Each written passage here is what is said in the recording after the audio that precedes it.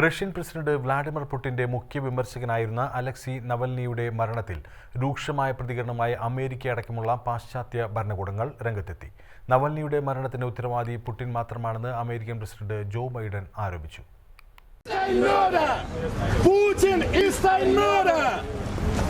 കഴിഞ്ഞ ദിവസമായിരുന്നു റഷ്യയുടെ പ്രതിപക്ഷ നേതാവെന്ന് മാധ്യമങ്ങൾ വിശേഷിപ്പിച്ചിരുന്ന അലക്സി നവൽനി വടക്കൻ ആർട്ടിക്കിലെ പോളാർ വൂൾഫ് ജയിലിൽ മരണപ്പെട്ടത്.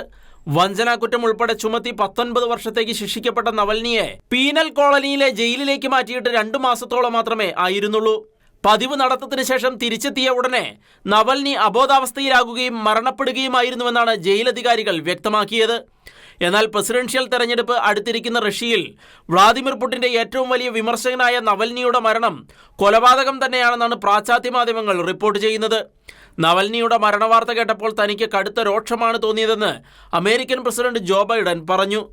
ഇതൊരു ഭയാനകമായ വാർത്തയാണെന്ന് ബ്രിട്ടീഷ് പ്രധാനമന്ത്രി ഋഷി സുനക് പ്രതികരിച്ചു. സ്വതന്ത്രമായി ചിന്തിക്കുന്നവരെ വധശിക്ഷയ്ക്ക് വിധിക്കുന്ന സ്ഥലമാണ് റഷ്യയെന്ന് ഫ്രഞ്ച് പ്രസിഡന്റ് ഇമ്മാനുവൽ മക്രോൺ പറഞ്ഞു. ഏത് തരത്തിലുള്ള ഭരണ സംവിധാനമാണ് റഷ്യയിൽ ഉള്ളതെന്ന് ഇത് വ്യക്തമാക്കുന്നുവെന്നും നവൽനി കാണിച്ച ധൈര്യത്തിന് അദ്ദേഹത്തിന്റെ ജീവൻ തന്നെയാണ് പ്രതിഫലമായി നൽകേണ്ടി വന്നതെന്നും ജർമ്മൻ ചാൻസലർ ഒലാഫ് ഷോൾഫ് പറഞ്ഞു. തന്റെ ഭർത്താവിന്റെ മരണത്തിന് ഉത്തരവാദി റഷ്യൻ പ്രസിഡന്റ് വ്ളാദിമിർ പുടിനാണെന്ന് നവൽനിയുടെ ഭാര്യ ആരോപിച്ചു. അതേസമയം റഷ്യയുടെ ഫെഡറൽ പെനിറ്റൻഷ്യറി സർവീസ് അലക്സി നവൽനിയുടെ മരണം അന്വേഷിക്കാൻ ആവശ്യമായ എല്ലാ നടപടികളും സ്വീകരിക്കുന്നതായി ക്രെംലിൻ വക്താവ് ദിമിത്രി പെസ്കോവ് പറഞ്ഞു. നിലവിൽ മരണകാരണം എന്താണെന്നതിൽ വ്യക്തതയില്ല. ഇത്തരത്തിലുള്ള പ്രതികരണങ്ങൾ ശരിയല്ലാത്തതും അസ്വീകാര്യവുമാണ്.